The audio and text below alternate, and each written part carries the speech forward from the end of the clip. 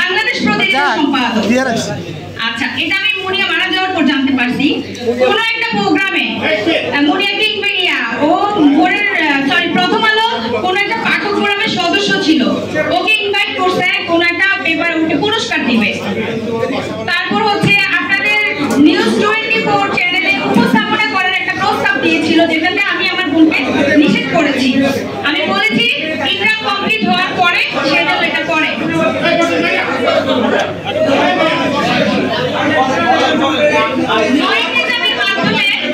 নয়নিজামের মাধ্যমে আনবিরের সাথে কিভাবে তার পরিচয় হয়েছে সোশ্যাল মিডিয়াতে, তো এটা আমি আসলে পরে জানতে পেরেছি।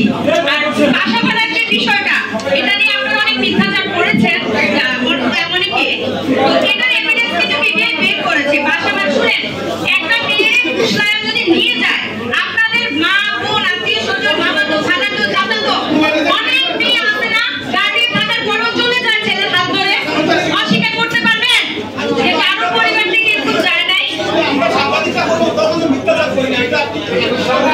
হয়তো ভাইয়া আপনি করেন নাই, না আপনি করেন নাই, ইউটিউব বিভিন্ন শুনেন।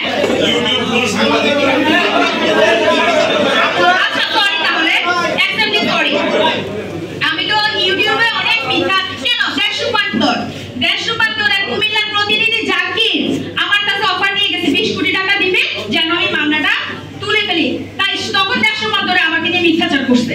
কেন করে নাই বলতেছেন? ও সাংবাদিকটা মিথ্যাচার কেন করে নাই? বলতে চারটা আমি নাকি পতিতাত্ব লড়াই চালাই।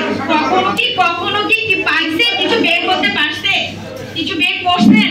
কি আছে? কেন আপনারা এগুলা করেন? আমি তো আপনাদের সাহায্য চাচ্ছি। আজকে পর্যন্ত কালকে পর্যন্ত আমার লয়ার আসে নাই। আমি এখন আপনাদের মনুষ্যত্বের জায়গা নাই, এখনো বিবেক দিয়ে আমি নাই। লক্ষ টাকার জন্য, কোটি টাকার জন্য যদি হইতো তাহলে কেন আমাকে অফার করলো? আমি যদি খুন না করে 100 কোটি টাকা দিবে কেন? আমার সেই মগজ আছে নেয়ার, আমি নিব না। আমাকে মেরে ফেলতে পারবে, কিন্তু বিক্রি আমি হবো না। আমি যে লোকের মেয়ে আপনার কুমিল্লা গিয়ে খবর নিয়ে আমি কাজ নেই, যে বাবা 71 মুক্তিযোদ্ধা, আমি অস্বীকার করতে পারবো না। এখন ছাত্রদের তেল মারতে পারবো না, আমি যেটা সত্যি কথা। ছাত্রদের সাথে আমি আসছি, ছিলাম, সংস্কার আন্দোলন করবো, সামনেও করছি, কিন্তু কেউ সহিংসতার কাম্য করে না। আমার বোনেরটা ছিল ভুল, আপনারা যেটা করছেন সেটা অন্যায়। আমি যেটা করছি আমরা সবাই যারা করতেছি এখন সেটা অন্যায়। সে ভুল করতে পারে, সে অন্যায় করে নাই, আপনার উপরে ক্ষমা করা উচিত। এখন পর্যন্ত দেখতেছেন আমি আদালতের দুয়ারে দুয়ারে আমার কত ছেড় হুমকি কত কিছু, এগুলো আপনাদেরকে একটু বেটার নাড়া দেয় না? একটা মানুষ তো নাড়া দেয় না ভাই, আপনাকে চিনি, আপনাকে এখন একটু বেটার নাড়া দেন। আপনার কি ফ্যামিলি নাই ভাই? নাড়া দেন, টাকা দেন না ভাই, বসুন্ধরা থেকে টাকা দেন।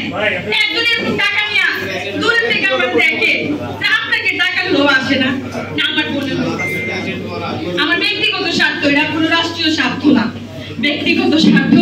ওই স্বার্থে আমি আমার বোনের বিচারের জন্য আমি অনেক আমার প্রিয়, যেহেতু বঙ্গবন্ধু শেখ মুজিব, উনার মেয়ের কাছে আমি 26 পাতার আবেগ ঘন চিঠি লিখছি, একবার সেন্ড করি নাই, অনেকবার সেন্ড করছি।